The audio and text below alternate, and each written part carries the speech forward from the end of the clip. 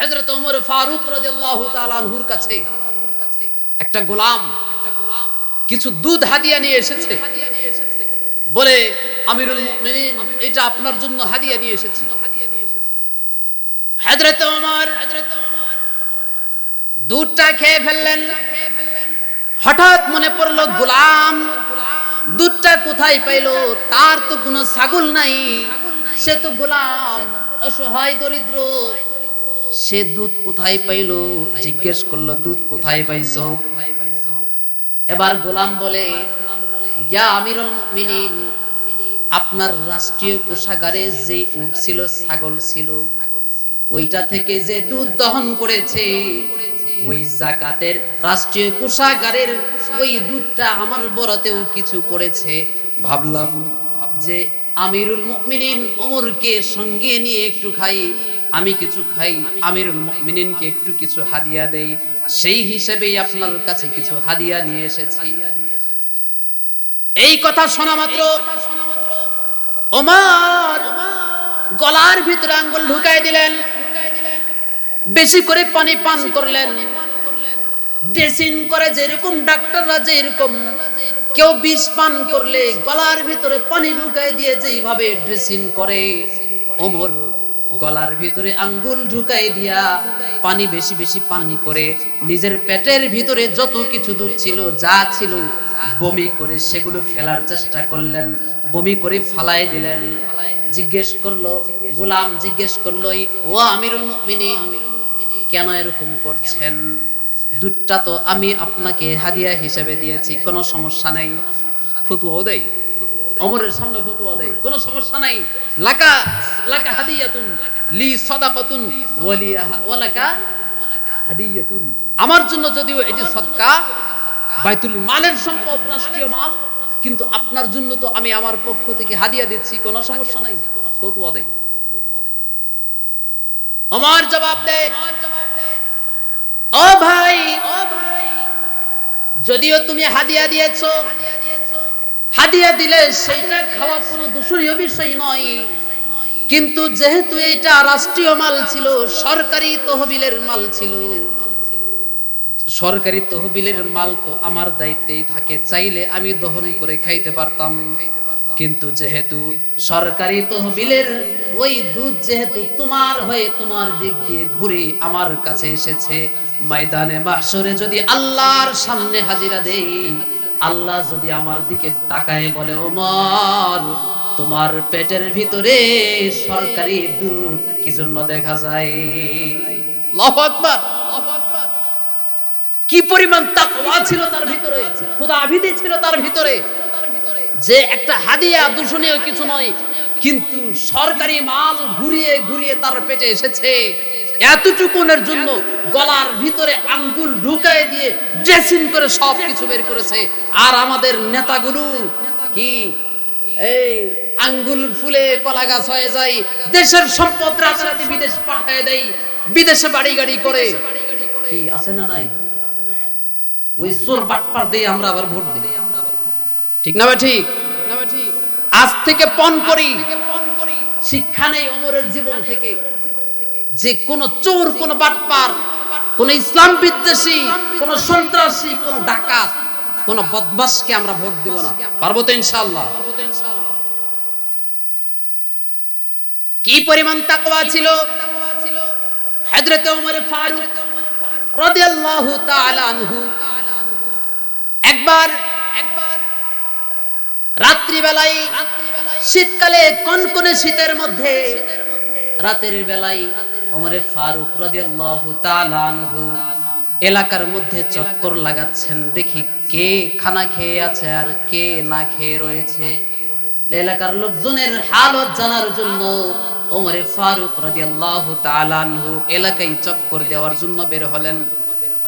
দেখলেন কিছু দূর যাওয়ার পরে একটা বৃদ্ধা মহিলা ছোট্ট ছোট্ট কিছু বাচ্চাদেরকে সামনে নিয়ে কয়েকটা পাথরের উপরে হাঁড়ি বসায় দিয়ে নিচে আগুন জ্বালায় কি যেন রান্না করছে। কাছে গিয়ে দেখেন কিছু না, শুধু গরম পানি, সাদা পানি ডেকচির উপরে উঠাই দিয়ে পানি গরম করছে আর নাড়ছে। আর ছেলেদেরকে বলছে একটু পরেই খাবার রান্না হবে, তোমাদেরকে খাওয়াবো বলে সান্ত্বনা দিয়ে দিয়ে তাদেরকে রেখে এক পর্যায়ে সন্তানরা ঘুমিয়ে পড়েছে। আর ওই বৃদ্ধা মহিলা চুলার পাশে বসে বসে দু চোখের পানি ছেড়ে দিয়ে কাঁদছে।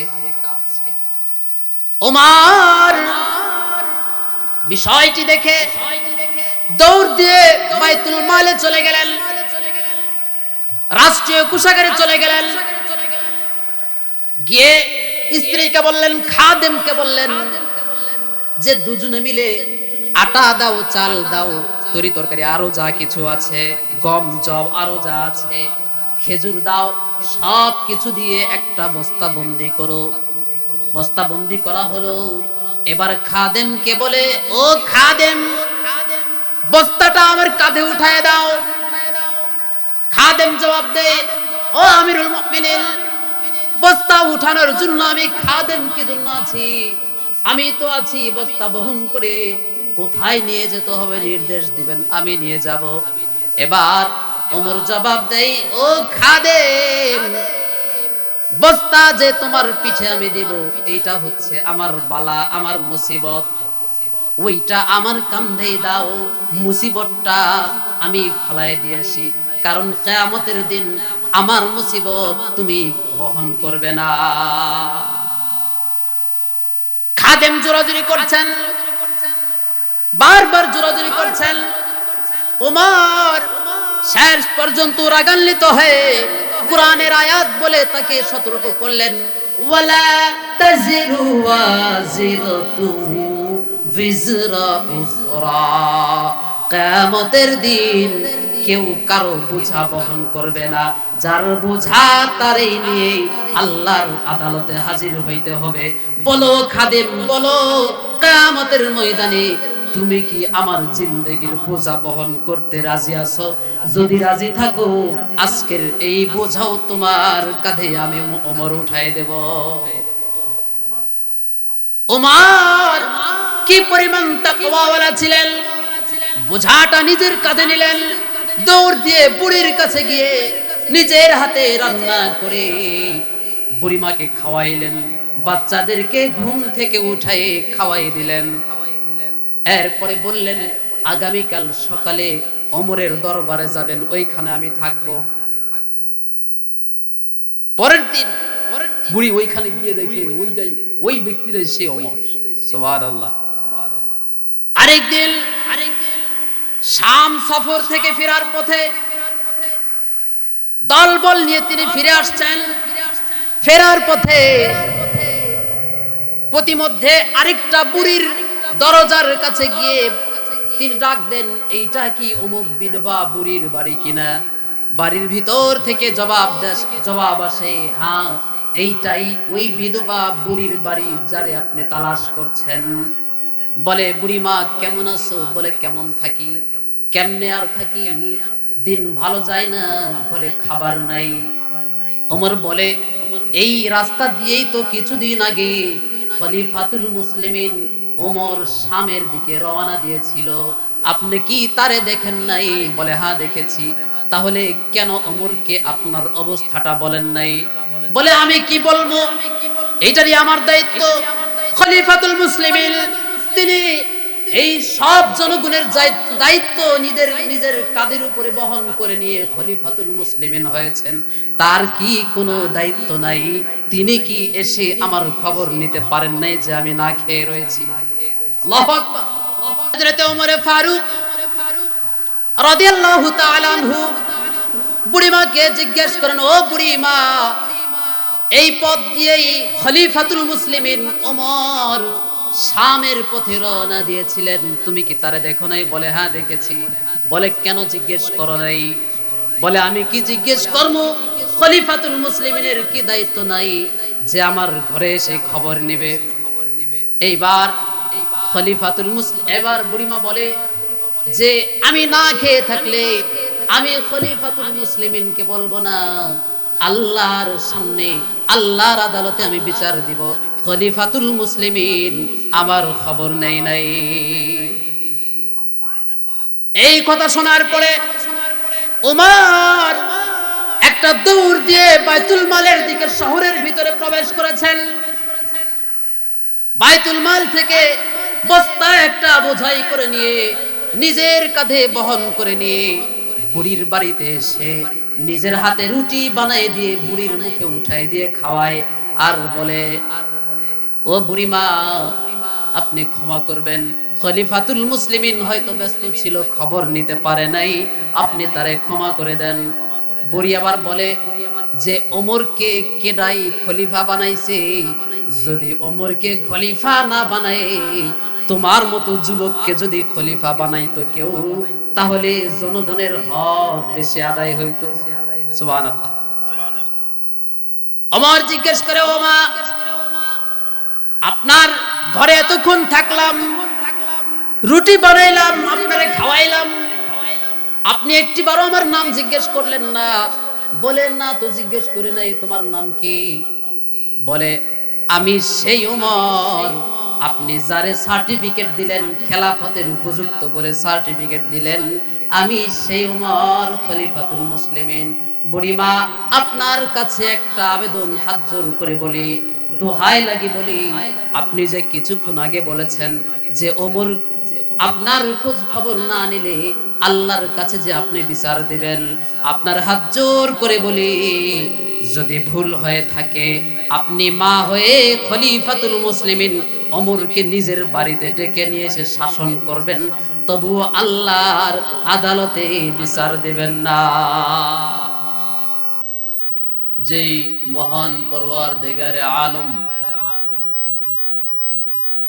এই কনকনে শীতের ভিতরে হাজারো লাখো মানুষের ভিতর থেকে বাছাই করে কতিপয় গুনাহগার বান্দাদের জান্নাতের এই ছোট্ট একটা বাগানে কোরআন ও হাদিসের কথা বলার শোনার তৌফিক দিয়েছেন। সকলে একটু জোরে সুরে প্রাণ ভরে শুকরিয়া আদায় করি, আলহামদুলিল্লাহ। ঠান্ডা হয়ে গেছে, ঠিক না? ঠিক না? আমি তো কক্সবাজার থেকে আজকে এসেছি, ওইদিকে তেমন শীত নাই। বগুড়া যেই না পার হয়েছি টের পাইছি শীত কারে কয়। তো মনে হয় রাত যত গভীর হচ্ছে আপনারাও মনে হয় বরফের মতো জমে যাচ্ছেন, ঠিক না বেঠিক? সে বরফগুলোকে গলাইতে হবে, আগুন লাগাইতে হবে। একটু জোরে সোরে তাকবীর দেই, আল্লাহু আকবার। আর একটু জোরে বলি, আল্লাহু আকবার। আল্লাহ পাক রব্বুল আলামিনের শুকর আদায় করি দিল থেকে, আলহামদুলিল্লাহ। লক্ষ কোটি দরুদ ও সালাম সরকার দু আলম রহমাতুল লিল আলামিন হযরত মুহাম্মদুর রাসূলুল্লাহ সাল্লাল্লাহু আলাইহি ওয়াসাল্লামের উপর। একটু জোরে সোরে আরেকবার বলি, সাল্লাল্লাহু আলাইহি ওয়াসাল্লাম। মুহতারাম হাজিরিন, আলোচনার শুরুতেই পবিত্র কালামুল্লাহ শরীফ থেকে ছোট্ট একটি আয়াতে কারিমা তিলাওয়াত করেছি। আল্লাহ পাক রব্বুল আলামিন তৌফিক ইনায়াত ফরমাইলে, তৌফিক দান করলে এই আয়াতের উপর ভিত্তি করে অল্প কিছুক্ষণ আলোচনা করব ইনশাআল্লাহ। মুহতারাম হাজিরিন, আল্লাহ পাক রব্বুল আলামিন কোরআনে বলেন, কুল ইন কুনতুম তুহিব্বুনাল্লাহ ফাত্তাবিউনি ইউহিব্বুকুমুল্লাহ। হে নবী, আপনি বলে দিন আপনার উম্মতদেরকে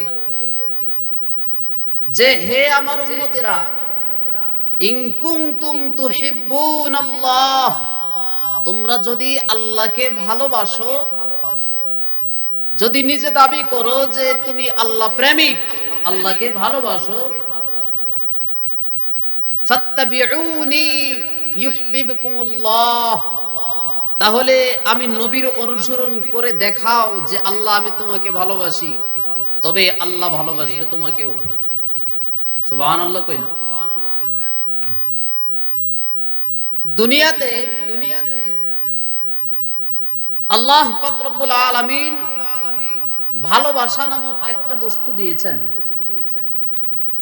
মা ছেলেকে ভালোবাসে, সন্তানকে ভালোবাসে, বাবা সন্তানদেরকে ভালোবাসে, সন্তান মা বাবাকে ভালোবাসে, ভাই বোনকে ভালোবাসে, বোন ভাইকে ভালোবাসে, স্ত্রী স্বামীকে, স্বামী স্ত্রীকে ভালোবাসে, ব্যবসায়ী তার ব্যবসাকে ভালোবাসে, চাকুরিজীবী সে তার চাকুরিকে ভালোবাসে। তো এক একজন এক এক ধরনের বস্তুকে ভালোবাসে। কেউ আল্লাহকে ভালোবাসে, কেউ নবীকে ভালোবাসে। আল্লাহকে কে কে ভালোবাসি? হাত উঠাই, একটা তাকবীর দেই, আল্লাহু আকবার। নবীকে কে কে ভালোবাসি? আল্লাহু আকবার। নবীকে যে ভালোবাসি, কতটুকুন ভালোবাসা দিলে, আল্লাহকে যে ভালোবাসি, কতটুকুন ভালোবাসা আল্লাহকে দিলে, নবীকে দিলে প্রকৃত ভালোবাসা বলে আল্লাহ স্বীকৃতি দেবে, নবী স্বীকৃতি দেবে। এটা জানার দরকার আছে তো। সাহাবায়ে কেরাম রিদওয়ানুল্লাহি আলাইহিম আজমাইন তারা তাদের জীবনে সে ভালোবাসা দেখায় গেছেন। কি পরিমাণ ভালোবাসলে আল্লাহকে ভালোবাসা বলে, আল্লাহও সেটার স্বীকৃতি দেয় যে হ্যাঁ তুমি ভালোবেসেছো। নবীও স্বীকৃতি দেয় যে হ্যাঁ তুমি ভালোবেসেছো। কি পরিমাণ ভালোবাসা দিলে আল্লাহকে ভালোবাসা যায়, নবীকে ভালোবাসা যায়। আল্লাহ পাক রব্বুল আলামিন সে মাপকাঠি দিয়েছেন যে আল্লাহকে ভালোবাসতে চাইলে আমি নবীকে ভালোবাসতে হবে। আর আমি নবীকে যে ভালোবাসবে কি পরিমাণ, আল্লাহর হাবিব ইরশাদ ফরমান, লা ইউমিনু আহাদুকুম হাত্তা আকুনা আহাব্বা ইলাইহি মিন ওয়ালিদিহি ওয়া ওয়ালাদিহি ওয়ান নাসি আজমাইন। তুমি আমাকে যদি ভালোবাসতে চাও, যদি আল্লাহকে ভালোবাসতে চাও, তবে তোমার বাবার চেয়েও বেশি ভালোবাসা আমি নবীকে দিতে হবে। তোমার মায়ের চেয়েও ভালোবাসা আমি নবীকে দিতে হবে। তোমার দুনিয়ার সব কিছুর চেয়ে ভালোবাসা আমি নবীকে দিতে হবে। দুনিয়ার সব মানুষের ভালোবাসার চেয়ে বেশি ভালোবাসা আমি নবীকে যদি দাও, তবে আমার এই ভালোবাসার সেতু বেয়ে আল্লাহর কাছে ভালোবাসা পৌঁছে যাবে। এমনকি শুধু তাই নয়, তোমাকে যে আল্লাহ জান দিয়েছেন, প্রাণ দিয়েছেন, ওই প্রাণের চেয়েও বেশি ভালোবাসা যদি আল্লাহকে দিতে পারো, আমি নবীকে দিতে পারো, তবে তুমি কামেল মুমিন হিসেবে আল্লাহর খাতায় তোমার নাম উঠে যাবে। যদি তোমার প্রাণের চেয়েও বেশি ভালোবাসা আমি নবীকে দিতে না পারো, তবে তুমি এখনো কামেল মুমিন হিসেবে আল্লাহর কাছে স্বীকৃত নও। ঠিক না? মানুষ সব কিছু দিতে প্রস্তুত ভালোবাসার খাতিরে, জানটা কিন্তু সহজে দেয় না। কি জান সহজে দিতে চায়? মানুষ নিজের প্রাণকে, নিজের জানকে সব কিছুর চেয়ে বেশি ভালোবাসে। এই জানের বদৌলতে, জানকে রক্ষা করবার জন্য কেউ বাবাকে ছাড়তে হলে বাবাকে ছাড়ে, মাকে ছাড়তে হলে মাকে ছাড়ে, ভাই বোন আত্মীয় স্বজন সব কিছু ছেড়ে দিতে সে প্রস্তুত আছে। ঠিক না? যারা চাকুরিজীবী চাকরি ছাড়তেও রাজি, যারা ব্যবসা করে তারা ব্যবসাও ছাড়তে রাজি। কিসের খাতিরে? জানের খাতিরে। সব কিছু ছাড়বো, জান দেব না। জানকে বেশি ভালোবাসে। কি সালমান এফ রহমান মনে আছে? শেয়ার বাজার নিজের মুঠিবদ্ধ করে রেখেছিল। দুনিয়ার সব সম্পদকে কুক্ষিগত করে রেখেছিল, হাতের মুঠোয় রেখেছিল। 5 আগস্টের পরে ব্যবসা বাণিজ্য সব ছাইরা প্রাণ বাঁচানো লাগবে, সেই জন্য নদীতে নৌকায় গিয়ে আশ্রয় নিয়েছে। ঠিক না বেটি? কি ঠান্ডা হয়ে গেছেন? একলাই গরম হলে তো হবে না, সবাই গরম হওয়ার লাগবে। মাশাআল্লাহ, মাশাআল্লাহ। হযরত ওমর ফারুক রাদিয়াল্লাহু আনহু নবীজির সামনে বসা ছিলেন। নবীজি যখন বললেন, লা ইউমিনু আহাদুকুম হাত্তা আকুনা আহাব্বা ইলাইহি মিন ওয়ালিদিহি ওয়া ওয়ালাদিহি ওয়ান নাসি আজমাইন, তুমি ততক্ষণ পর্যন্ত কামিল মুমিন নও যতক্ষণ পর্যন্ত তোমার দুনিয়ার সব কিছুর চেয়ে, এমনকি হাত্তাকে তোমার প্রাণের চেয়েও বেশি ভালোবাসা তুমি নবীকে না দিয়েছো, আল্লাহকে না দিয়েছো, ততক্ষণ পর্যন্ত আল্লাহর খাতায় তুমি কামিল মুমিন হিসেবে তোমার নাম লেখা হবে না। ওমর ফারুক এবার নবীজিকে বলেন, ইয়া রাসূলুল্লাহ, আমি আমার বাবার চেয়েও আপনাকে বেশি ভালোবাসি, মার চেয়েও বেশি ভালোবাসি, আত্মীয় স্বজন আমার সব কিছুর চেয়ে আপনাকে বেশি ভালোবাসি, কিন্তু নবী আমার জানের চেয়ে বেশি নয়। নবী বলেন, ওমর তুমি এখনো মুমিন হও নাই, মুমিন তবে কামিল মুমিন তুমি আজও হও নাই। এবার ওমর চাদরের ভিতরে মুখটা ঢেকে 2টা মিনিট অপেক্ষা করে চাদরের ভিতর থেকে মুখটা বের করে এবার নবীকে বলে, ইয়া রাসূলুল্লাহ, ইয়া হাবিবাল্লাহ, আপনাকে যে ভালোবাসি আমার প্রাণের চেয়েও বেশি আপনাকে বেশি ভালোবাসি। প্রশ্ন, 2 মিনিট আগে ওমর বলল যে আমার প্রাণের চেয়ে বেশি আপনাকে ভালোবাসি না, 2 মিনিট পরেই তার ঈমানের ডিগ্রি এইভাবে কিভাবে মানে কেমনে বেড়ে গেল যে 2 মিনিট পরেই উনি বললেন যে ইয়া রাসূলুল্লাহ, প্রাণের চেয়েও বেশি ভালোবাসি। এমন কি জাদু ছিল, এমন কি কারিশমা ছিল ওই চাদরের ভিতরে, যে চাদর থেকে বের হয়েই তিনি বললেন ঈমানের ডিগ্রি বেড়ে গেছে, যে প্রাণের চেয়েও বেশি ভালোবাসি। মুহাদ্দিসিনে কেরাম বলেন, ওমরের ভালোবাসা তো আগেও ছিল, তবে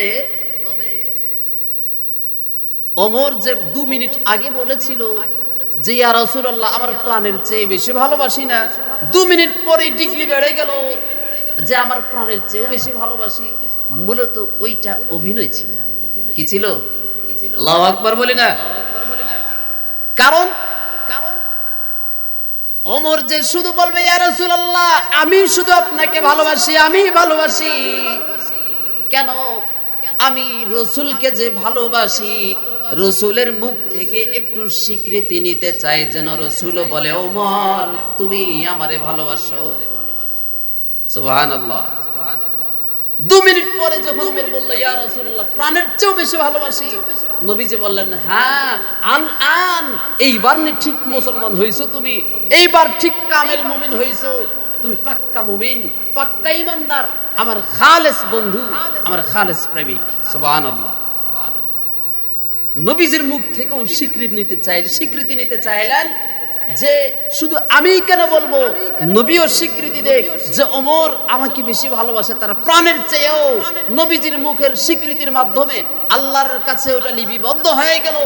ময়দানে মাহশরে যখন আল্লাহর সামনে দাঁড়াবো, নবীজি যখন দাঁড়াবে, আমাকে যখন আল্লাহ ডাক দিবে, নবীজির ওই স্বীকৃতি অনুযায়ী যেন আমি ওমর খালাস পেয়ে যাই। মুহাদ্দিসিনে কেরাম আরো অনেক ব্যাখ্যা করেন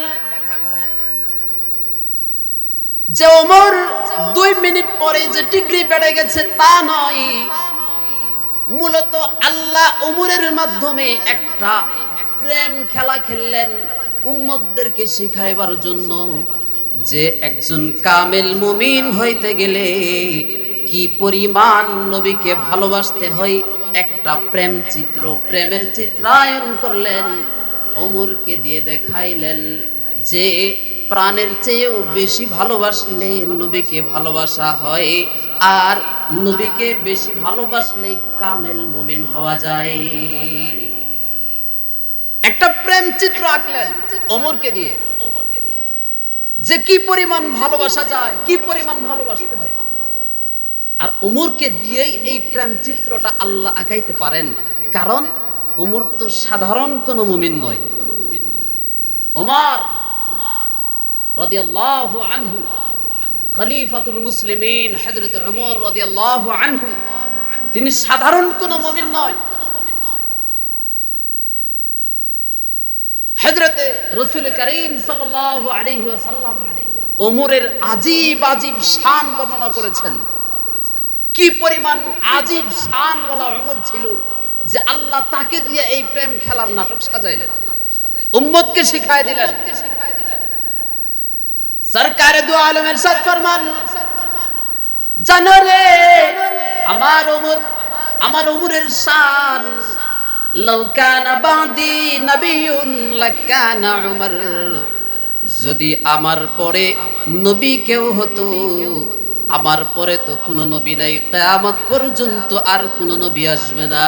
যদি আমার পরে কোনো নবী আসতো, সুযোগ যদি থাকতো, আমার ওমর দ্বিতীয় নবী হয়ে যাইতো। ইসলাম সে তো পরশমণি, তারে কে পেয়েছে খুঁজি, পরশে তাহার শোনা হলো যারা, তাদেরই মোরা খুঁজি।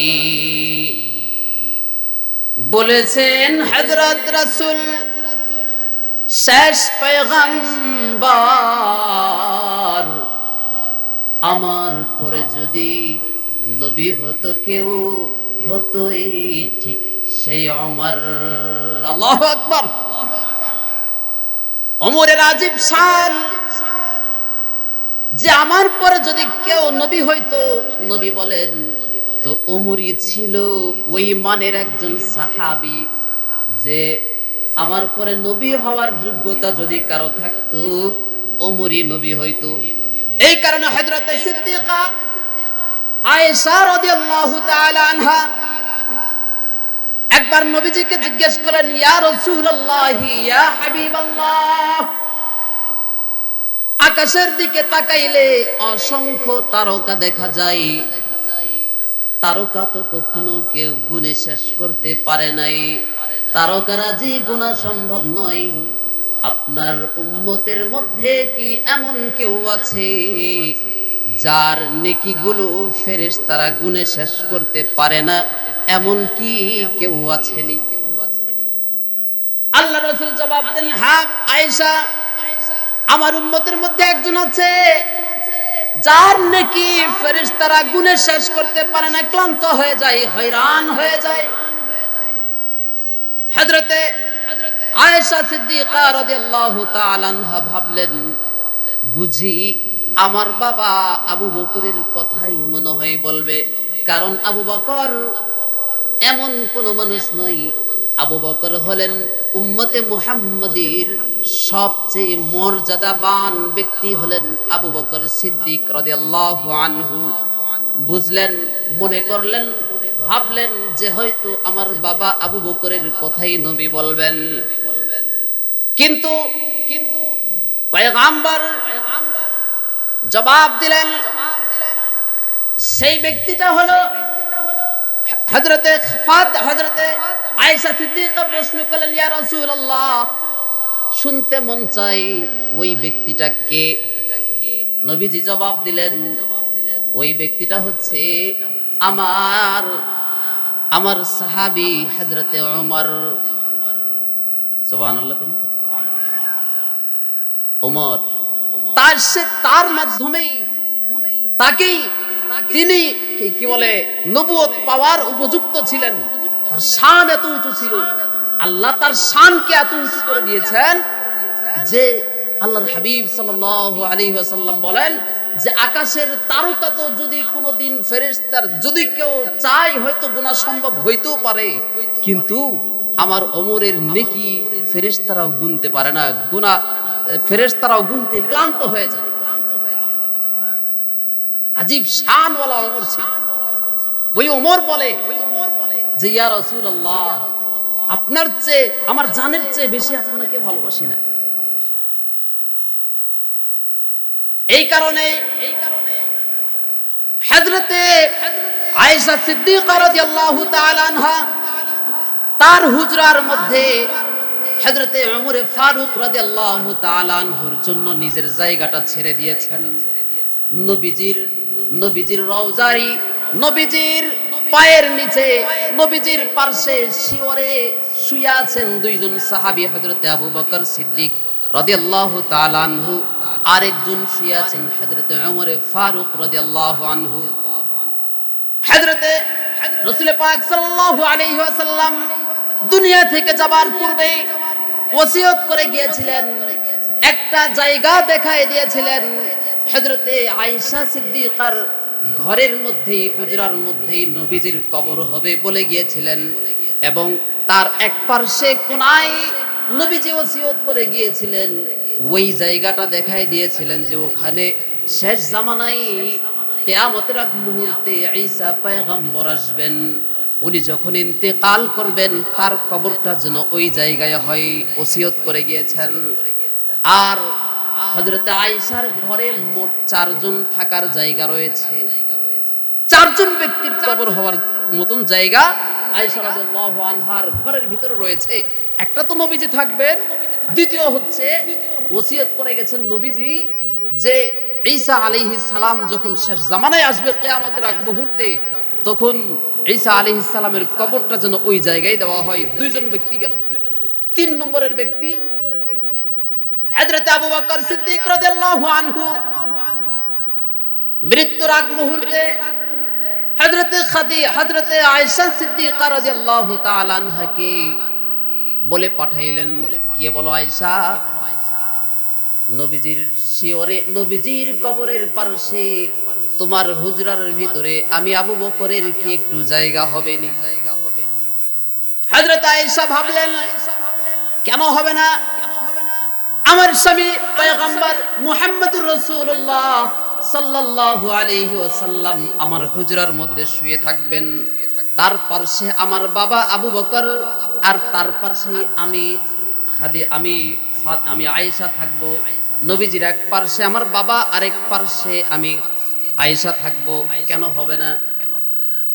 হযরতে আবু বকর সিদ্দিক রাদিয়াল্লাহু তাআলা আনহু ইন্তিকালের আগ মুহূর্তে আয়েশাকে বললেন, আয়েশা, আমার কবরটা খুঁড়বে নবীজির শিওরের পাশে, খোঁড়ার পরে আমাকে কাফন পরানোর পরে নবীজির কবরের পাশে নিয়ে গিয়ে নবীজির কাছ থেকে অনুমতি নেবে, নবীজির পাশে গিয়ে বলবে, ইয়া রাসূলুল্লাহ, ইয়া হাবিবাল্লাহ, আপনার বন্ধু আবু বকর আপনার পাশে শুইতে চাই, অনুমতি আছেনি?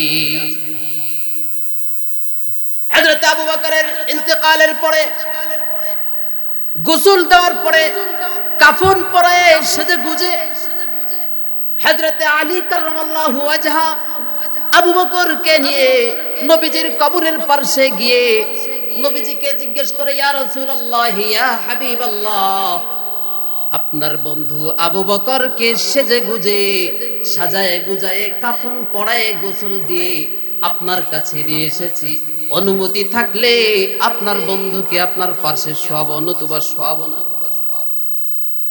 নবীজির কবর থেকে জ্যান্ত মানুষের মতো আওয়াজ বের হয়ে আসলো, আলী দেরি করস কেন? আমার হিজরতের সাথী, আমার গারে সৌরের সাথী আবু বকর আমার হিজরতের বন্ধু, গারে সৌরের একমাত্র সাথী, আমার হাতের পয়লা মুসলমান আবু বকর, দেরি করিস না, আমার পাশে শোয়াই দে। এরপরে জায়গা থাকে মাত্র আরেকটা। আয়েশা মনে করলেন যে ওই জায়গায় আমি শুবো, আমি ঘুমাবো আমার ইন্তিকালের পরে। কিন্তু হযরতে ওমর ফারুক রাদিয়াল্লাহু তাআলা আনহু মৃত্যু শয্যায় যখন শুয়ে রয়েছেন, তার ছেলে আব্দুল্লাহ বিন ওমরকে পাঠাইলেন, গিয়ে একটু আয়েশারে গিয়ে বলো যে নবীজির রওজার পাশে ওমরের কি একটুখানি জায়গা হবে? আপনার জন্য যেই জায়গাটা আপনি বরাদ্দ করে রেখেছেন ওইটা কি আমি ওমরকে উনি হাদিয়া দিবেননি? যখন ওমরের কাছে, যখন আয়েশার কাছে খবর পৌঁছে গেছে, আয়েশা রাদিয়াল্লাহু আনহা মনে পড়ে গেছে নবীজির ওই কথা। নবীজি ওমরের ব্যাপারে যেই শান বর্ণনা করেছেন যে আকাশের তারাও না, আকাশের ফেরেশতারাও নাকি ওমরের নেকি গুনতে পারে না, এই পরিমাণ নেকিওয়ালা সাহাবী তিনি আবেদন করেছেন যে নবীর পার্শ্বে যদি আমি ঘুমাই, এক পার্শ্বে নবীজির পার্শ্বে ওমর, আবু বকর, আর নবীজি কিয়ামতের ময়দানে আল্লাহ যখন ময়দানে মাহশরে যখন ডাক দিবেন, আল্লাহর আদালতে যখন হাজিরা দেবেন, নবীজি তার পার্শ্বে আবু বকর, উম্মতে মুহাম্মাদের সর্বশ্রেষ্ঠ মানব আবু বকর, তিনি নেকির ভান্ডার নিয়ে দাঁড়াবেন। আর তার পাশে আমি আয়েশা জোনাকি পোকার মতো সামান্য নেকির আলো নিয়ে যদি দাঁড়াই, লজ্জা ছাড়া আর কিছু থাকবে না। এর চেয়ে ভালো আগে ভাগেই আমি দূরে সরে যাই, আমার বোনদের কাছে জান্নাতুল বাকিতে চলে যাই, আর আমার জায়গাটাকে ওমরের জন্য ছেড়ে দিয়ে যাই। ওমরের শান, ওই ওমর তিনি বলছেন, ইয়া রাসূলুল্লাহ, আমার জানের চেয়ে বেশি আপনাকে ভালোবাসি না। এটা কেমনে হইতে পারে? ওমর এত বড় শানওয়ালা সাহাবী ছিলেন যে আল্লাহর হাবিব সাল্লাল্লাহু আলাইহি ওয়াসাল্লাম বলেন যে আমার ওমর হচ্ছে ফারুক, আল ফারিকু বাইনাল হাক্কি ওয়াল বাতিল, হক এবং বাতিলের মাঝে বিভাজনকারী হচ্ছে আমার ওমর। একবার এক মুসলিম এবং এক ইহুদি জায়গা জমিন নিয়ে দ্বন্দ্বে লিপ্ত হয়েছে, ঝগড়ায় লিপ্ত হয়েছে। দুজনে মামলা নিয়ে নবীজির কাছে এসেছে, ইয়া রাসূলুল্লাহ, বিচার করে দিতে হবে। যুক্তি প্রমাণের মাধ্যমে নবীজি বিচার করলেন, ফয়সালা করলেন। ফয়সালার রায় গেল অমুসলিম ইহুদির দিকে রায় গেল। এবার ওই মুসলমান সন্তুষ্ট না, নবীজির দরবার থেকে আবার ভালো কোনো সিদ্ধান্ত নেওয়ার জন্য, বিচার ভালো মতো পাওয়ার জন্য, তার দিকে ফেরানোর জন্য ভাবলেন যে ওমরের কাছে একবার যাই, দেখি বিচার তিনি কি করে দেন। দুজনে চলে গেছে ওমরের কাছে, গিয়ে বলে, ওমর, বিচার নিয়ে এসেছি।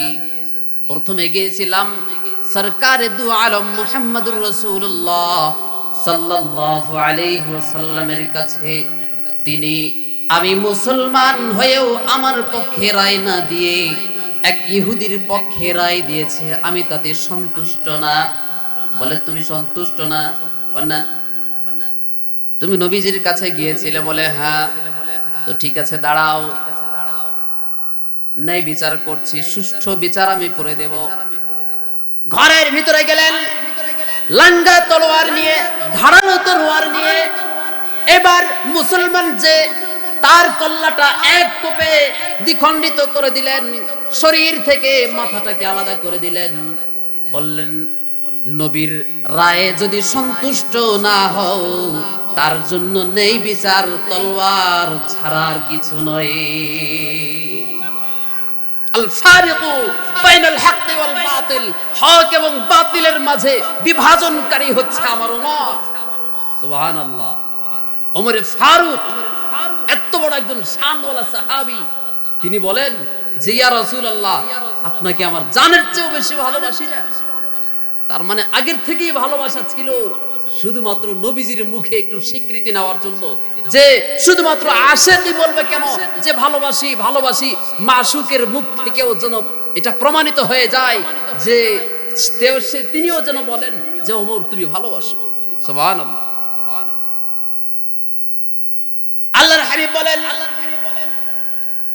আমার ওমর এত বড় শানওয়ালা আমার, যে আমার ওমর যেই রাস্তা দিয়ে যায় শয়তান ওই রাস্তার সাইড দিয়েও যাওয়ার সাহস পায় না। সুবহানাল্লাহ। আজকে ওমরকে নিয়ে আলোচনা করব। যুবক ভাইরা আবেদন করেছে, তারা ওমরের কিছু কথা শুনতে চায়। আল্লাহু আকবার বলি না? কার কথা? ওমরের কথা কিছু শুনতে চায়। ওমর এমন একজন সাহাবী যার নাম শুনলে ইবলিসের কলিজায় আগুন ধরে যায়, তার কলিজার পানি শুকিয়ে যায়, এরকম শানওয়ালা একজন সাহাবী। যুবক ভাইরা তারা ওমরের কাহিনী শুনতে চায়, ওমরের কিছু শান শুনতে চায়। তারা হতে চায়, যুবক ভাইরা হতে চায় ওমরের মতো সাহসী নেতা, ওমরের মতো সাহসী বীর যোদ্ধা, ওমরের মতো সাহসী ইনসাফওয়ালা একজন নেতা হইতে চায়। সবাই বলে আমিন। ওমরের শান আল্লাহর হাবিব সাল্লাল্লাহু আলাইহি ওয়াসাল্লাম বলেন যে আমার ওমরের শান জানো? একবার জিবরিলকে জিজ্ঞেস করলাম, ভাই জিবরিল আমার ওমরের কিছু শান তুমি বর্ণনা করো, আমার ওমরের কিছু মর্যাদা তুমি বর্ণনা করো।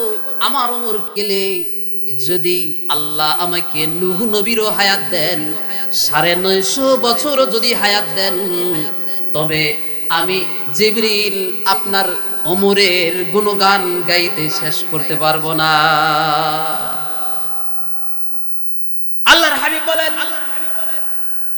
আমার ওমর এমন শানওয়ালা মর্যাদাওয়ালা, প্রত্যেকটা নবীর একজন করে মুহাদ্দাস থাকে, আমার মুহাদ্দাস হইল আমার ওমর। মুহাদ্দাস বুঝেননি? মুহাদ্দিস মানে হলো হাদিস বর্ণনাকারী, যে হাদিস বলে সে হচ্ছে মুহাদ্দিস। আর মুহাদ্দাস হলো যার ভিতরে আল্লাহ তার নিজের কথাগুলো ইলকা করেন, যার অন্তরের ভিতরে আল্লাহ তার কথাগুলো ঢেলে দেন, আল্লাহর ইচ্ছা অনুযায়ী তার মুখ থেকে কথা বের হয়, সে হলো মুহাদ্দাস।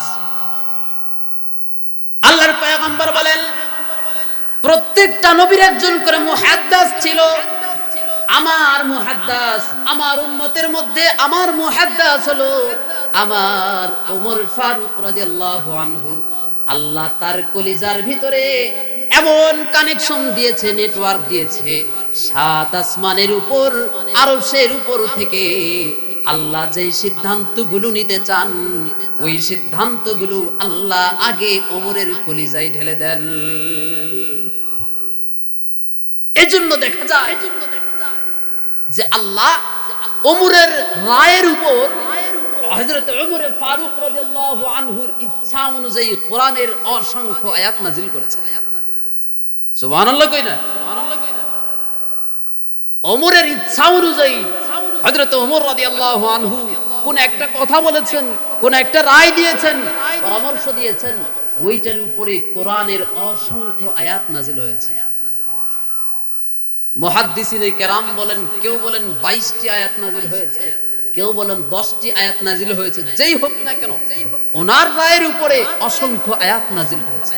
অন্য কোন সাহাবীর রায়ের উপর এত বেশি আয়াত নাযিল হয় নাই। আল্লাহর হাবিব বলেন আমার ওমর হলো মুহাদ্দাস। একবার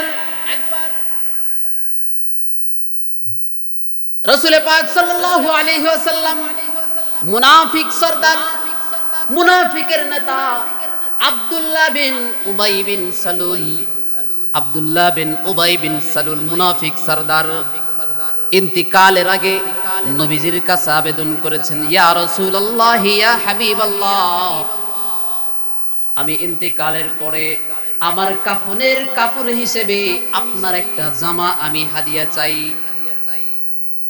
মুনাফিক সরদার আব্দুল্লাহ বিন উবাই বিন সালুল ইসলামের যত বেশি ক্ষতি করেছে এর এরকম ক্ষতি কোনো কাফেরও করেনি।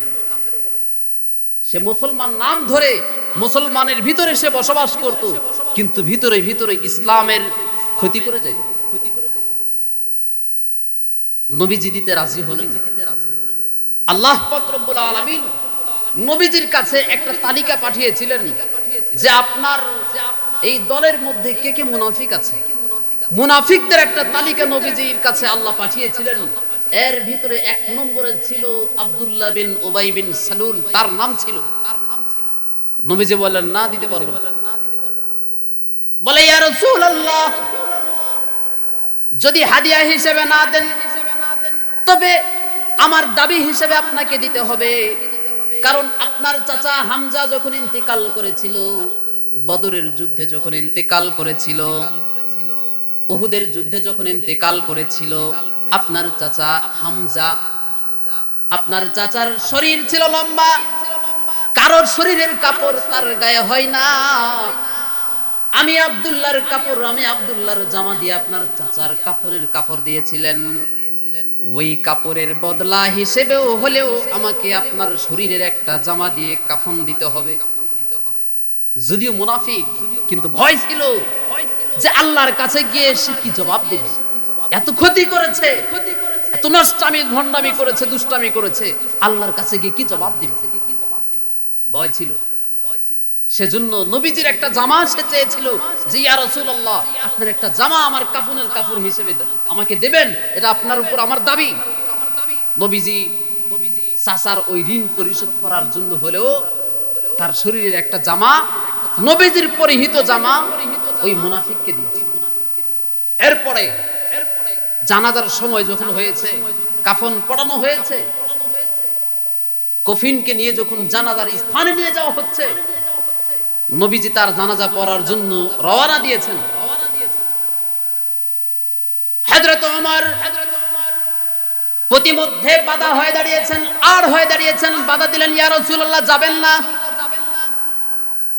সে ইসলামের যত বেশি ক্ষতি করেছে, ইসলামের যত বেশি সে খারাপি করার চেষ্টা করেছে, আপনি কেমনে তার জানাজা পড়ার জন্য যাবেন? না, হতে পারে না, যাবেন না। আল্লাহর নবী বলেন, ওমর, যতক্ষণ আল্লাহ আমাকে নিষেধ না করেছে ততক্ষণ পর্যন্ত আমি নিজের পক্ষ থেকে কোনো সিদ্ধান্ত নিতে পারি না। কারণ আল্লাহর হাবিব যা কিছু করেন, যা কিছু বলেন, একটি কথাও তার নিজের কোনো বানানো কথা নয়, বানানো কোনো কাজ নয়। ইন হুয়া ইল্লা ওয়াহয়ুন ইউহা আল্লামাহু শাদীদুল কুওয়া। আল্লাহু আকবার। নিজের পক্ষ থেকে একটি শব্দ তিনি বলেন না। আল্লাহর আয়াতে বলেন, যদি আমার হাবিব নিজের পক্ষ থেকে একটি মাত্র শব্দ যদি তিনি কখনো বলতেন, আমি আল্লাহ নবীজির ডান হাত ধরে এক টান দিয়ে ঝাটকানি দিয়ে ছিঁড়ে ফেলতাম। নবীজি নিজের পক্ষ থেকে একটা সিদ্ধান্ত নেন। ওমর বলে, ইয়া রাসূলুল্লাহ যাবেন না। মুনাফিক সরদার, শুধু মুনাফিক নয়, মুনাফিকদের লিডার ছিল, সরদার ছিল আব্দুল্লাহ বিন উবাই বিন সালুল। যাবেন না, জানাজা পড়াইতে যাবেন না। নবীজি বলেন, আল্লাহর পক্ষ থেকে যেহেতু কোনো সিদ্ধান্ত আসে নাই, কোনো আদেশ আসে নাই, আমি নবী এখনো সিদ্ধান্ত নিতে পারছি না। তাই নিষেধের কোনো আয়াত যেহেতু এখনো আসে নাই, কোনো অর্ডার আসে নাই, তাই তার নামাজ পড়াইতে যাব। নবীজি নামাজ পড়াইতে গেলেন। জানাজার নামাজ পড়ায় তার কবরের পাশে, মুনাফিকের কবরের পাশে দাঁড়িয়ে মুনাজাত করবার জন্য হাত দুখানি আকাশের দিকে উঠাইছেন। আর আয়াত নাজিল হয়েছে, ইয়া রাসূলুল্লাহ ইস্তাগফির লাহুম আও লা তাস্তাগফির লাহুম ইন তাস্তাগফির লাহুম 70 মাররাতান ফালাই ইয়াগফিরাল্লাহু লাহুম। ও নবী, আপনি তাদের জন্য, এই মুনাফিকদের জন্য একবার নয়, দুইবার নয়, হাজার হাজার বার, কোরআনের ভাষায় 70 বারও যদি আপনি তাদের জন্য নবী হয়ে ইস্তিগফার করেন, আল্লাহ আপনার এই ইস্তিগফার কবুল করবেন না। আপনার এই দোয়া, মুনাফিকদের পক্ষে আপনার এই দোয়া কবুল করবেন না। আরেক আয়াতে আল্লাহ নাযিল করেন, ওয়ালা তুসাল্লি আলা আহাদিন মিনহুম মাতা আবাদাও ওয়ালা তাকুম আলা কবরি। ও নবী, আপনি মুনাফিকদের কারো জন্য জানাজার নামাজ পড়াবেন না। ওয়ালা তুসাল্লি আলা আহাদিন মিনহুম মাতা আবাদান, কখনোই কখনোই কোন মুনাফিক, কোন কাফির, কোন মুশরিক, কোন মুরতাদ কারো জন্য আপনি জানাজার নামাজ পড়াবেন না। 2013 সালে ওই যে হেফাজতে ইসলাম শাপলার চত্বরে গিয়েছিল, কেন গিয়েছিল জানেন? কি চাই রয়েছেন যে ঠান্ডা হয়ে গেছেন? 2013 সালে শাপলার চত্বরে যে আলেম ওলামা এবং মাদ্রাসার ছাত্ররা, তৌহিদি জনতা গিয়েছিল, রক্তাক্ত হয়ে গিয়েছিল পুরো মাঠ। কেন গিয়েছিল? কি মনে নাই? তারা গিয়েছিল ওই শাহবাগ চত্বরে নবীজিকে নিয়ে কার্টুন বানিয়েছিল, ব্যঙ্গাত্মক কার্টুন বানিয়েছিল। নবীজিকে নিয়ে কতিপয় মুরতাদ মুশরিক, তারা মুসলমান নামধারী কিছু মুরতাদ, তারা নবীজিকে নিয়ে ব্যঙ্গ করেছিল।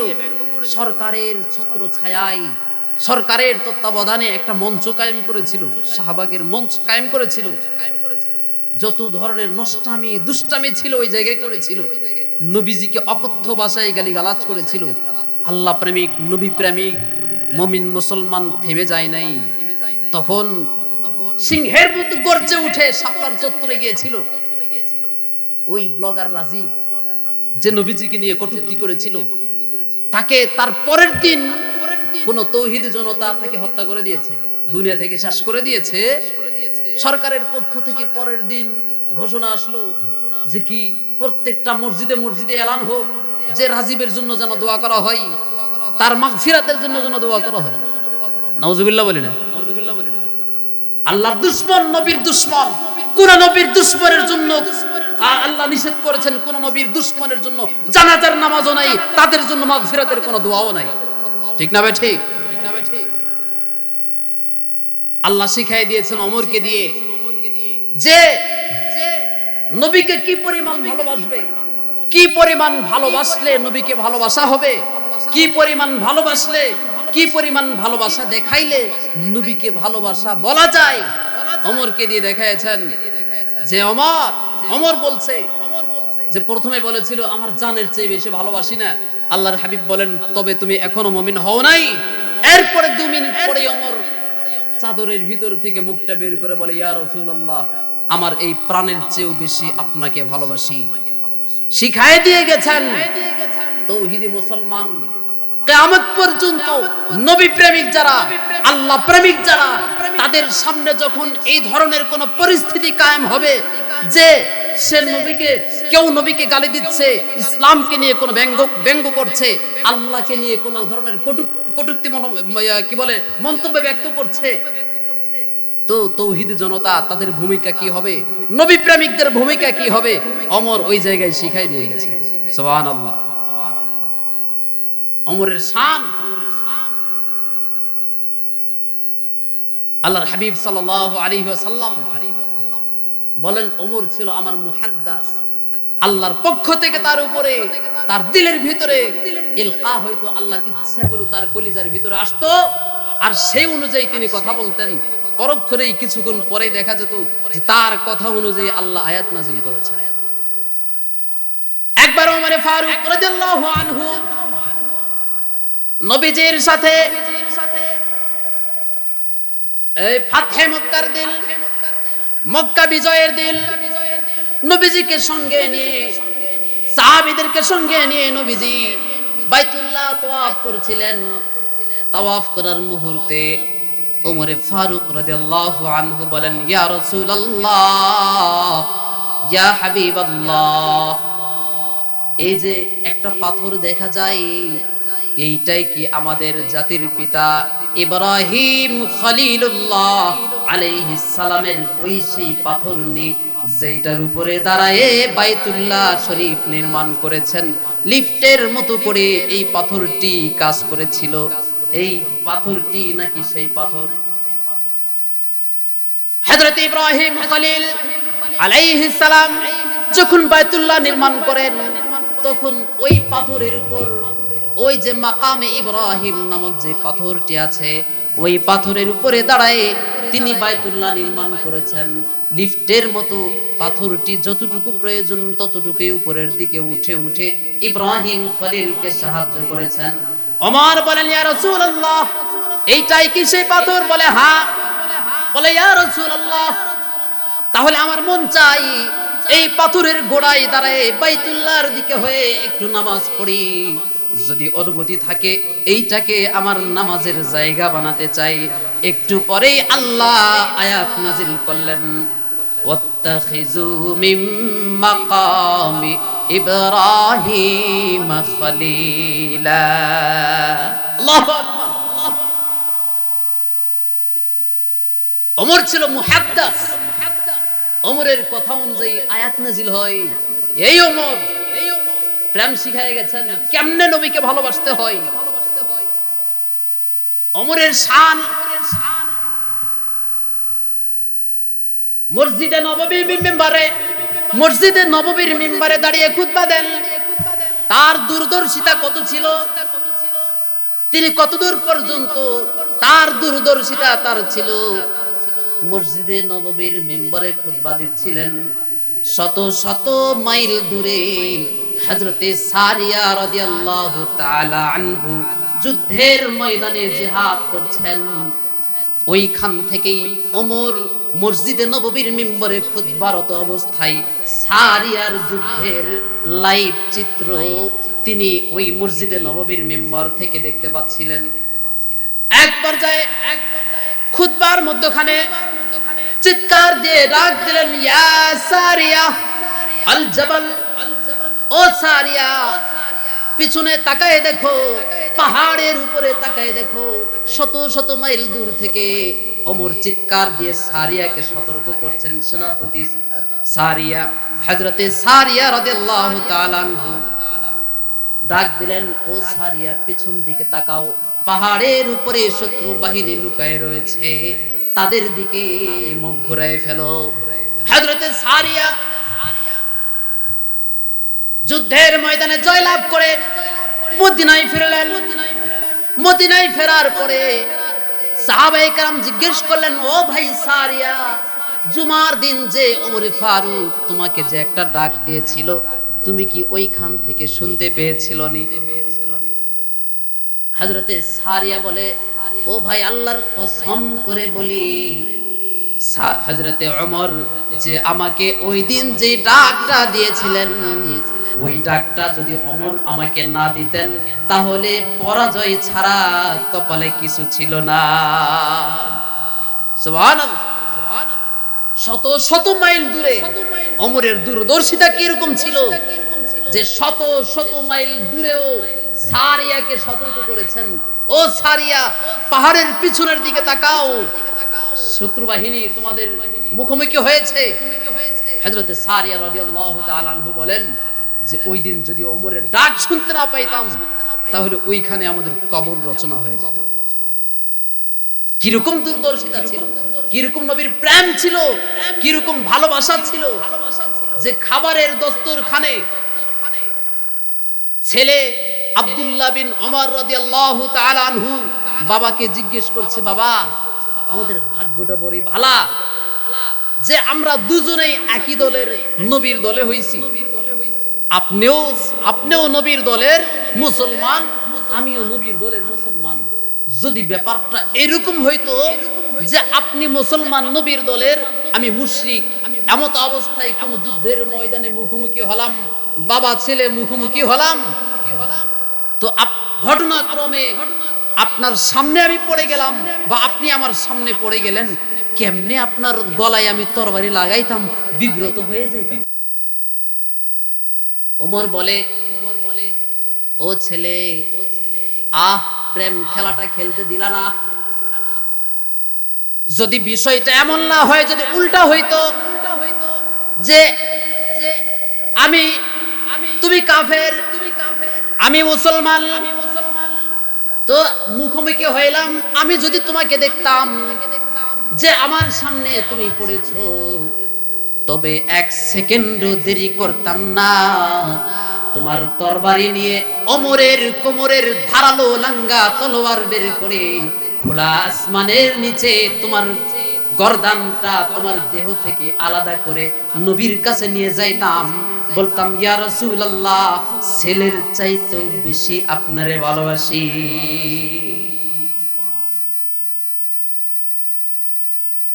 এই ছিল ওমর, ওমরের শান। টাইম হয়ে গেছে মনে হয়। তো হযরত ওমর ফারুক রাদিয়াল্লাহু তাআলা আনহু কি পরিমাণ নবীজির প্রেম আর ভালোবাসা তার ভিতরে ছিল, যে তিনি বলেন যে যদি যুদ্ধের ময়দানে যদি আমার সামনে তুমি পড়তা, ভাগ্যটা ভালো আমার সামনে পড়ো নাই কখনো, আমার প্রেম নবীজির প্রতি কি পরিমাণ দেখাই দিতাম। তো সেই ওমর বলে, ইয়া রাসূলুল্লাহ, আমার জানের চেয়েও বেশি ভালোবাসি। এটা তিনি দেখায় দিলেন উম্মতকে শিখানোর জন্য যে কি পরিমাণ ভালোবাসতে হয়, কি পরিমাণ তাকওয়াওয়ালা হযরত ওমর ফারুক ছিলেন, কি পরিমাণ তাকওয়া আর খোদা ভীতি ওমরের ভিতরে ছিল। একবার হযরত ওমর ফারুক রাদিয়াল্লাহু তাআলা আনহুর কাছে একটা গোলাম কিছু দুধ হাদিয়া নিয়ে এসেছে, বলে, আমিরুল মুমিনিন, এটা আপনার জন্য হাদিয়া নিয়ে এসেছি। হযরত ওমর দুধটা খেয়ে ফেললেন। হঠাৎ মনে পড়লো, গোলাম দুধটা কোথায় পাইলো? তার তো কোনো ছাগল নাই, সে তো গোলাম, অসহায় দরিদ্র, সে দুধ কোথায় পাইলো? জিজ্ঞেস করলো, দুধ কোথায় পাইছো? এবার গোলাম বলে, ইয়া আমিরুল মুমিনিন, আপনার রাষ্ট্রীয় কোষাগারে যে উট ছিল, ছাগল ছিল, ওইটা থেকে যে দুধ দহন করেছে, ওই যাকাতের রাষ্ট্রীয় কোষাগারের ওই দুধটা আমার বরাতেও কিছু করেছে। ভাবলাম যে আমিরুল মুমিনিন ওমরকে সঙ্গে নিয়ে একটু খাই, আমি কিছু খাই, আমিরুল মুমিনিনকে একটু কিছু হাদিয়া দেই, সেই হিসেবেই আপনার কাছে কিছু হাদিয়া নিয়ে এসেছি। এই কথা শোনা মাত্র ওমর গলার ভিতরে আঙ্গুল ঢুকাই দিলেন, বেশি করে পানি পান করলেন। ড্রেসিং করে যেরকম ডাক্তাররা যেরকম কেউ বিষ পান করলে গলার ভিতরে পানি ঢুকাই দিয়ে যেইভাবে ড্রেসিং করে, ওমর গলার ভিতরে আঙ্গুল ঢুকাই দিয়া পানি বেশি বেশি পানি করে নিজের পেটের ভিতরে যত কিছু দুধ ছিল, যা ছিল, বমি করে সেগুলো ফেলার চেষ্টা করলেন, বমি করে ফালাই দিলেন। জিজ্ঞেস করলো, গোলাম জিজ্ঞেস করলো, ও আমিরুল মুমিনিন, কেন এরকম করছেন? দুধটা তো আমি আপনাকে হাদিয়া হিসেবে দিয়েছি, কোনো সমস্যা নাই। ফতোয়াও দেয়, ওমরের সামনে ফতোয়া দেয়, কোনো সমস্যা নাই। লাকা লাকা হাদিয়াতুন লি সাদাকাতুন ওয়ালাকা হাদিয়াতুন, আমার জন্য যদিও এটি সদকা, বাইতুল মালের সম্পদ, রাষ্ট্রীয় মাল, কিন্তু আপনার জন্য তো আমি আমার পক্ষ থেকে হাদিয়া দিচ্ছি, কোনো সমস্যা নাই। ফতোয়া দেয়। ওমর জবাব দেয়, ও ভাই, যদিও তুমি হাদিয়া দিয়েছো, হাদিয়া দিলে সেইটা খাওয়া কোনো দূষণীয় বিষয় নয়, কিন্তু যেহেতু এটা রাষ্ট্রীয় মাল ছিল, সরকারি তহবিলের মাল ছিল, সরকারি তহবিলের মাল তো আমার দায়িত্বেই থাকে, চাইলে আমি দহন করে খাইতে পারতাম, কিন্তু যেহেতু সরকারি তহবিলের ওই দুধ যেহেতু তোমার হয়ে তোমার দিক দিয়ে ঘুরে আমার কাছে এসেছে, ময়দানে মাহশরে যদি আল্লাহর সামনে হাজিরা দেই, আল্লাহ যদি আমার দিকে তাকায় বলে, ওমর, তোমার পেটের ভিতরে সরকারি দুধ কি জন্য দেখা যায়? আল্লাহু আকবার। কি পরিমাণ তাকওয়া ছিল তার ভিতরে, খোদাভীতি ছিল তার ভিতরে, যে একটা হাদিয়া দূষণীয় কিছু নয়, কিন্তু সরকারি মাল ঘুরিয়ে ঘুরিয়ে তার পেটে এসেছে, এতটুকুনের জন্য গলার ভিতরে আঙ্গুল ঢুকায় দিয়ে ড্রেসিং করে সব কিছু বের করেছে। আর আমাদের নেতাগুলো কি এই আঙ্গুল ফুলে কলা গাছ হয়ে যায়, দেশের সম্পদ রাতারাতি বিদেশ পাঠিয়ে দেয়, বিদেশে বাড়ি গাড়ি করে, কি আছে না নাই? ওই চোর বাটপার দিয়ে আমরা আবার ভোট দিই, ঠিক না? ঠিক আজ থেকে পণ করি, শিক্ষা নেই ওমরের জীবন থেকে, যে কোন চোর, কোন বাটপার, কোন ইসলাম বিদ্বেষী, কোন সন্ত্রাসী, কোন ডাকাত, কোন বদমাশকে আমরা ভোট দেব না। পারবো তো ইনশাআল্লাহ? কি পরিমাণ তাকওয়া ছিল হযরত ওমর ফারুক রাদিয়াল্লাহু তাআলা আনহু। একবার রাত্রি বেলায়, শীতকালে কনকনে শীতের মধ্যে রাতের বেলায় ওমর ফারুক রাদিয়াল্লাহু তাআলা আনহু এলাকার মধ্যে চক্কর লাগাচ্ছেন, দেখি কে খানা খেয়ে আছে আর কে না খেয়ে রয়েছে। এলাকার লোকজনের হালত জানার জন্য ওমর ফারুক রাদিয়াল্লাহু তাআলা আনহু এলাকায় চক্কর দেওয়ার জন্য বের হলেন। দেখলেন কিছু দূর যাওয়ার পরে একটা বৃদ্ধা মহিলা ছোট্ট ছোট্ট কিছু বাচ্চাদেরকে সামনে নিয়ে কয়েকটা পাথরের উপরে হাঁড়ি বসায় দিয়ে নিচে আগুন জ্বালায় কি যেন রান্না করছে। কাছে গিয়ে দেখেন কিছু না, শুধু গরম পানি, সাদা পানি ডেকচির উপরে উঠাই দিয়ে পানি গরম করছে আর নাড়ছে। আর ছেলেদেরকে বলছে একটু পরেই খাবার রান্না হবে, তোমাদেরকে খাওয়াবো বলে সান্ত্বনা দিয়ে দিয়ে তাদেরকে রেখে এক পর্যায়ে সন্তানরা ঘুমিয়ে পড়েছে। আর ওই বৃদ্ধা মহিলা চুলার পাশে বসে বসে দু চোখের পানি ছেড়ে দিয়ে কাঁদছে। ওমর বিষয়টি দেখে দৌড় দিয়ে বাইতুল মালে চলে গেলেন, রাষ্ট্রীয় কোষাগারে চলে গেলেন। গিয়ে স্ত্রীকে বললেন, খাদেমকে বললেন যে দুজনে মিলে আটা দাও, চাল দাও, তরি তরকারি আরো যা কিছু আছে, গম জব আরো যা আছে, খেজুর দাও, সব কিছু দিয়ে একটা বস্তা বন্দি করো। বস্তা বন্দি করা হলো। এবার খাদেমকে বলে, ও খাদেম, বস্তাটা আমার কাঁধে উঠায় দাও। খাদেম জবাব দেয়, ও আমিরুল মুমিনিন, বস্তা উঠানোর জন্য আমি খাদেমকে জন্য আছি, আমি তো আছি বস্তা বহন করে, কোথায় নিয়ে যেতে হবে নির্দেশ দিবেন, আমি নিয়ে যাব। এবার ওমর জবাব দেয়, ও খাদেম, বস্তা যে তোমার পিঠে আমি দিব, এইটা হচ্ছে আমার বালা, আমার মুসিবত, ওইটা আমার কাঁধে দাও, মুসিবতটা আমি ফালাই দিয়েছি, কারণ কিয়ামতের দিন আমার মুসিবত তুমি বহন করবে না। খাদেম জোরাজুরি করছেন, বারবার জোরাজুরি করছেন।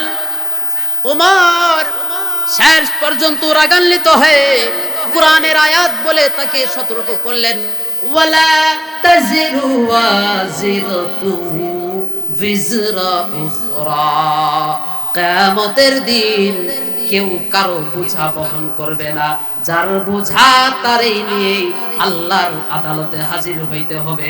বলো খাদেম, বলো কিয়ামতের ময়দানে তুমি কি আমার জিন্দেগির বোঝা বহন করতে রাজি আছো? যদি রাজি থাকো আজকের এই বোঝাও তোমার কাঁধে আমি ওমর উঠায় দেব। ওমর কি পরিমাণ তাকওয়াওয়ালা ছিলেন, বোঝাটা নিজের কাঁধে নিলেন, দৌড় দিয়ে বুড়ির কাছে গিয়ে নিজের হাতে রান্না করে বুড়িমাকে খাওয়াইলেন, বাচ্চাদেরকে ঘুম থেকে উঠায়ে খাওয়াই দিলেন। এরপরে বললেন, আগামীকাল সকালে ওমরের দরবারে যাবেন, ওইখানে আমি থাকব। পরের দিন বুড়ি ওইখানে গিয়ে দেখে ওই ব্যক্তিরাই সে ওমর। সুবহানাল্লাহ। আরেকদিন শাম সফর থেকে ফেরার পথে দলবল নিয়ে তিনি ফিরে আসছেন। ফেরার পথে প্রতিমধ্যে আরেকটা বুড়ির দরজার কাছে গিয়ে তিনি ডাক দেন, এইটা কি অমুক বিধবা বুড়ির বাড়ি কিনা? বাড়ির ভিতর থেকে জবাব আসে, হ্যাঁ এইটাই ওই বিধবা বুড়ির বাড়ি যারে আপনি তালাশ করছেন। বলে, বুড়িমা কেমন আছো? বলে, কেমন থাকি, কেমনে আর থাকি, দিন ভালো যায় না, ঘরে খাবার নাই। ওমর বলে, এই রাস্তা দিয়েই তো কিছুদিন আগে খলিফাতুল মুসলিমিন ওমর শামের দিকে রওনা দিয়েছিল, আপনি কি তারে দেখেন নাই? বলে, হ্যাঁ দেখেছি। তাহলে কেন ওমরকে আপনার অবস্থাটা বলেন নাই? বলে, আমি কি বলবো, এইটারই আমার দায়িত্ব। খলিফাতুল মুসলিমিন তিনি এই সব জনগণের দায়িত্ব নিজের কাঁধের উপরে বহন করে নিয়ে খলিফাতুল মুসলিমিন হয়েছেন, তার কি কোনো দায়িত্ব নাই? তিনি কি এসে আমার খবর নিতে পারেন নাই যে আমি না খেয়ে রয়েছি? আল্লাহু আকবার। হযরত ওমর ফারুক রাদিয়াল্লাহু তাআলা আনহু বুড়িমাকে জিজ্ঞেস করেন, ও বুড়িমা, এই পথ দিয়েই খলিফাতুল মুসলিমিন ওমর শামের পথে রওনা দিয়েছিলেন, তুমি কি তারে দেখো নাই? বলে, হ্যাঁ দেখেছি। বলে, কেন জিজ্ঞেস করো নাই? বলে, আমি কি জিজ্ঞেস করব? খলিফাতুল মুসলিমিনের কি দায়িত্ব নাই যে আমার ঘরে এসে খবর নেবে? এইবার খলিফাতুল মুসলিম, এবার বুড়িমা বলে যে আমি না খেয়ে থাকলে আমি খলিফাতুল মুসলিমিনকে বলবো না, আল্লাহর সামনে আল্লাহর আদালতে আমি বিচার দিব, খলিফাতুল মুসলিমিন আমার খবর নেই নাই। এই কথা শোনার পরে ওমর একটা দৌড় দিয়ে বাইতুল মালের দিকে শহরের ভিতরে প্রবেশ করেছেন। বাইতুল মাল থেকে বস্তা একটা বোঝাই করে নিয়ে নিজের কাঁধে বহন করে নিয়ে বুড়ির বাড়িতে এসে নিজের হাতে রুটি বানাই দিয়ে বুড়ির মুখে উঠাই দিয়ে খাওয়ায়, আর বলে, ও বুড়িমা আপনি ক্ষমা করবেন, খলিফাতুল মুসলিমিন হয়তো ব্যস্ত ছিল, খবর নিতে পারে নাই, আপনি তারে ক্ষমা করে দেন। বুড়ি আবার বলে যে ওমরকে কেডাই খলিফা বানাইছে? যদি ওমরকে খলিফা না বানায়, তোমার মতো যুবককে যদি খলিফা বানাইতো কেউ, তাহলে জনগণের হক বেশি আদায় হইতো। সুবহানাল্লাহ। ওমর জিজ্ঞেস করে, ও মা, আপনার ঘরে এতক্ষণ থাকলাম, রুটি বানাইলাম, আপনারে খাওয়াইলাম, আপনি একটিবারও আমার নাম জিজ্ঞেস করলেন না। বলেন, না তো জিজ্ঞেস করে নাই, তোমার নাম কি? বলে, আমি সেই ওমর, আপনি যারে সার্টিফিকেট দিলেন খেলাফতের উপযুক্ত বলে সার্টিফিকেট দিলেন, আমি সেই ওমর খলিফাতুল মুসলিমিন। বুড়িমা আপনার কাছে একটা আবেদন হাত জোর করে বলি, দোহাই লাগি বলি, আপনি যে কিছুক্ষণ আগে বলেছেন যে ওমর আপনার খোঁজ খবর না নিলে আল্লাহর কাছে যে আপনি বিচার দিবেন, আপনার হাত জোর করে বলি, যদি ভুল হয়ে থাকে আপনি মা হয়ে খলিফাতুল মুসলিমিন ওমরকে নিজের বাড়িতে ডেকে নিয়ে এসে শাসন করবেন, তবুও আল্লাহর আদালতে বিচার দিবেন না। এই ছিল ওমর, এই হলো আমাদের খলিফাতুল মুসলিমিন ওমর। আল্লাহ পাক রব্বুল আলামিন আমাদের সবাইকে ওমর ফারুক রাদিয়াল্লাহু তাআলা আনহুর মতো এরকম সাহসী বীর হয়ে, ঈমানের বলে বলিয়ান হয়ে, ঈমানের তেজে মানে ঈমানের বলে বলিয়ান হয়ে কোরআনের রাজ এই দেশে কায়েম করার তৌফিক দান করুক বলে আমিন। ওয়া আখিরু দাওয়ানা আলহামদুলিল্লাহি রাব্বিল আলামিন। প্রধান বক্তা এসে গেছেন, আলোচনা আর নয়। প্রধান বক্তা ওয়াজের ড্রাম নিয়ে এসেছেন, আর অনেক ওয়াজ আপনাদেরকে শোনাবেন।